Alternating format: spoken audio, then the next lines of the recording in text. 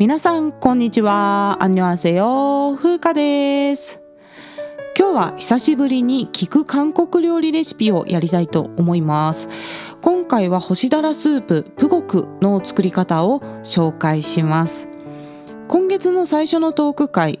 韓国のスーパーで買えるおすすめ商品で紹介したスケトウダラの干物ファンテチェで作るスープですので、まだそちらをお聞きになっていない方は先に聞いていただくと分かりやすいと思います。なんと今月またソウルに行ってきましてこの回の台本はですね、金浦空港で帰りの飛行機を待っている時間に書いておりました。前回12月にソウルに行ったので2ヶ月も経たずにまた行ってきたんですが、今回はジョイジョイライフのゆかさんと一緒に行ってきました。ゆかさんが日本に帰国してから次の職場で働くまでにちょっとお休みの期間があるので、その間に2人で海外旅行に行こうということになったんですね。前回は留学中のゆかさんを訪問した時ハワイを案内してもらったので、今回は私がソウルを案内することになって2人で女子旅をしてまいりました。普段はこんなペースではいかないですよ。また詳しい旅行の思い出話はジョイジョイライフでお話しするので、そちらもぜひ聞いてみてください。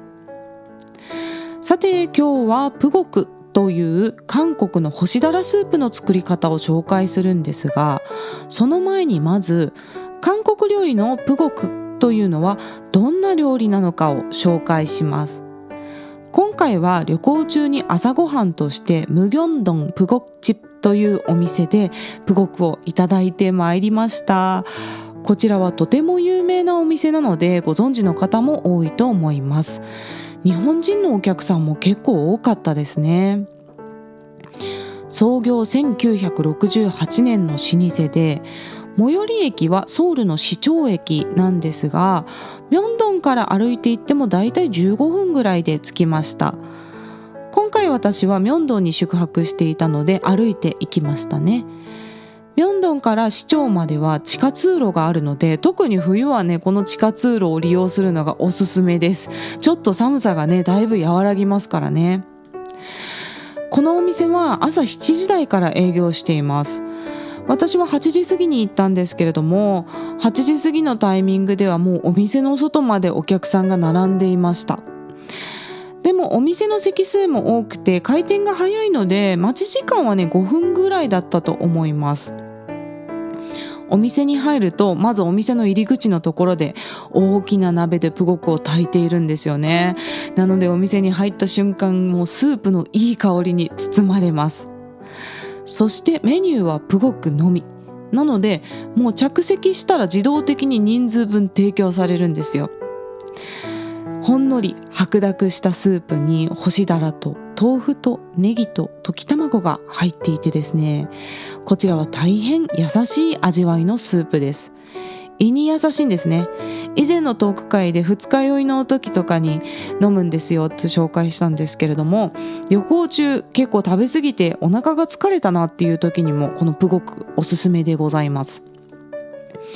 韓国のスープ料理は塩味が控えめにつけてあって、自分で卓上の塩などで味を調整しながらいただくっていうタイプのスープのお店も多いんですけれども、こちらのお店のプゴクには優しい塩味がついている状態で提供されました。そのままいただいても十分美味しいんですが、卓上に網エビの塩辛が置いてあって、こちらを少しずつ加えながらいただくと塩味と旨味がよりプラスされて、よりしっかりとした味わいになります。私は韓国の薄味での提供システムもすごくいいと思ってるんですよね。ソルロンタンとかサムゲタンとかですね、ベースの塩味、本当にほんのりした塩味だけついた状態で提供されるというお店も多くて、お客さんが各自の味覚に合わせて食べながら卓上にある塩を入れてしょっぱさを調整するというお店が結構多いです。血圧が高い方とか、あと塩分を控えめにしたい人には非常に嬉しいシステムですし、必要以上に塩分を取らずに済むので体にもいいと思うんですよね。日本のお店では味が完成した状態で出てくるので、自分にとってちょっと味が濃いなとかしょっぱいなと思っても、入ってしまってる調味料を抜くことはできないですからね。もう我慢して食べるしかないですよね。で、私は薄い味が好きなので、日本のお店で味が濃いなって思うことは結構あるんですよ。なので日本でもね、こうやってもうちょっと薄味で出してくれるとありがたいなと思いますね。そしてプゴクの話に戻りますと、私が行ったお店ムギョンドンプゴクチッでは、さらにですね、刻みネギと網エビの塩辛をごま油で和えた薬味調味料みたいなのが提供されるんですね。で、そちらを少しすくってご飯と一緒にスプーンに乗せてプゴクのスープに浸していただくと、もう最高に美味しかったです。これがネギのシャキシャキした食感と塩辛のうまみ、ごま油の香ばしさがある全体をですね、優しいスープの味がマイルドに包み込んでくれる感じで、最高にまとまりがいいお味でございました。繁華街からも近いお店ですので、もし韓国行く予定がある方はぜひ行ってみてください。プゴクはこのファンテチェというスケトウダラの干物があれば、日本の家庭でも簡単に作ることができます。なので今回は基本的なプゴクのレシピを紹介して、そのアレンジ方法やお料理のポイントなどを紹介したいと思っております。基本的な材料はファンテチェ、豆腐、大根、ネギ、卵ぐらいあればもう十分なんですね。あとはご家庭にあるもので作ることができます。まずファンテチェですね。片手で軽く一つかみぐらいで1人分だと思います。だいたい重さを測ると1人 30g ぐらいも入れておけば十分なぐらいですね。こちらを調理バサミで一口大に切って水につけて戻します。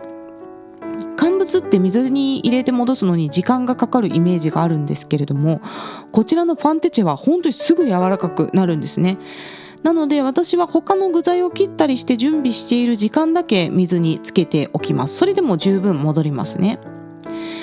で、他に入れる具材はもう何でもいいんですけれども、定番は豆腐、ネギ、溶き卵ですね。これはどこでも入っていることが多いです。野菜は私は大根を入れて一緒に煮込むのが好きなんですね。あと今の時期なら冬のちょっと太めのネギを大きめの小口切りにして一緒に煮込むと、ネギがトロトロになってスープに甘みが出て非常に美味しいです。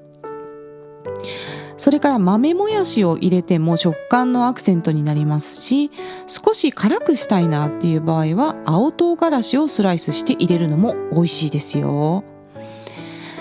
そして水で戻したファンテチェを軽く絞ったら、まず鍋の底にごま油をひいてですね、少量のごま油で炒めるんですね。で、水分が飛んだらファンテチェの戻し汁をお鍋に加えます。この戻し汁にも旨味が出ているので、ぜひ捨てずに使うのがおすすめです。この戻し汁だけでスープの量が足りない場合はお水を加えて、臭み取りの日本酒を少々入れます。その後火の通りにくい食材から順に加えて煮ていって、最後に溶き卵を流し入れれば完成です。めちゃめちゃ簡単です。で、こちらはよく煮込んでファンテチェが柔らかくなるほど美味しくなるので、もしお時間がある場合にはまずファンテチェだけで10分ぐらい煮込んでから徐々に野菜とか食材を加えていくとさらに美味しくなります。そして味付けはもうお塩だけでも正直十分美味しいんですよね。優しいタラの出汁と野菜の甘みを十分に味わいたい場合はもうお塩だけでも OK です。私が一番おすすめなのは網エビの塩辛にごま油をかけたものをちょっとずつスプーンに乗せて食べながら加えていくと、塩味と旨味が一気にプラスされてすごく美味しくなるんですが、なかなか日本の家庭で網エビの塩辛は常備してないですよね。私は個人的にキムチをつけるので冷凍庫に網エビの塩辛を常備しているんですが、日本でもインターネットや韓国食材店で網エビの塩辛は買えるので、もし韓国料理がお好きな方はこちら買ってみてもいいかもしれません。冷凍庫に入れておけば長く持ちます。で、このプゴクの調味料以外にも蒸し豚に少し乗せて食べてみたりとか、いろいろ調味料としても優秀なので、こちらの網エビの塩辛まずおすすめでございます。そしてもう少し一般的に手に入るものでの味付けを紹介しますと、まずだしだという韓国の牛肉だしの調味料を少し加えるのもおすすめです。こちらをね、入れすぎてしまうともうだしだ味になっちゃうので、加減しながら少しずつ入れてくださいね。こういった化学調味料も適量を使うと旨味を後押ししてくれて非常に美味しいですね。で、昔は韓国に行ったら必ずだしだを買ってきていたんですが、最近は日本のスーパーでもだしだを置いてあるお店をよく見かけるようになりました。で、このだしだないよっていう方は鶏ガラスープの素でもいいです。こういったお肉系の化学調味料というか旨味調味料を入れると少しパンチが効いた味になって、若干ラーメンのスープに近いような風味の味わいになります。そして逆にですね、プゴクの優しい味わいを大事にしながら旨味とコクを出したいっていう場合は、昆布を一かけら加えるのもおすすめなんですね。お魚の出汁と昆布の出汁は非常に相性がいいですし、昆布なら日本の家庭に常備されている方も多いと思います。あとはだし醤油で味付けするのも非常によく合いますね。お醤油の風味が入ると和風のお吸い物みたいな風味が出て、日本人に馴染み深い味わいを出すことができます。こんな感じで簡単に作れて、好みに合わせて味変しながら楽しむこともできて、体にも優しい韓国料理ということで、このプゴク干しだらスープですね、非常におすすめでございます。今後韓国に行く機会のある方はスーパーでファンテチェを買ってきて作ってみてください。一つ注意点を共有しておきますと、ファンテチェは冷蔵保存が必要なので、日本に持って帰ってきたら必ず冷蔵庫か冷凍庫で保管するようにしてください。私は買ってきたら冷凍庫に入れて保管しています。日本人の感覚だと乾物は常温保存のことが多いと思うんですよ。昆布、椎茸、スルメとかもですね、常温で売ってることも多いので、私はこの韓国のファンテチェも常温で大丈夫だろうなと思って買ってきて、そのままね、日本で室温に置いておいたらカビが生えてしまって一袋ダメにしちゃったっていう経験があるんですよね。確かに韓国のスーパーでは冷蔵庫で売ってましたし、袋を見たら冷蔵保存ということがね、ハングルで書いてあったんですけど、ちゃんと見てなくてね、失敗したことがあるんですよ。乾物は常温で大丈夫だろうなっていう思い込みがあったんですね。で、韓国から日本に持って帰ってくる間の飛行機での移動時間とかで常温になってしまうぐらいは全然大丈夫なんですけれども、お家に帰ってからは必ず冷蔵庫か冷凍庫に入れて保管するようにしてください。そんなわけで今回は聞く韓国料理レシピで韓国の干しだらスーププゴクを紹介しました。皆さんのおすすめの具材や味変などがあれば、またコメント欄や質問箱から教えてください。概要欄の質問箱からメッセージや質問、リクエストなどぜひ気軽に送ってください。日本語でも韓国語でも大丈夫ですといつも言ってるんですが、英語でも OK です。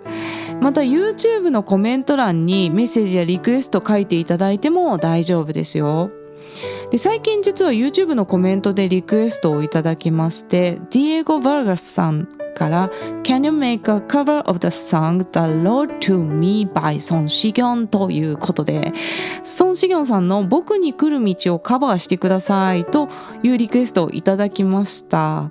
私も本当に大好きな曲なので、こちらリクエストいただけてとても嬉しいです。3月にカバーしますので楽しみに待っていてくださいね。ではまた次の放送でお会いしましょう。さようなら。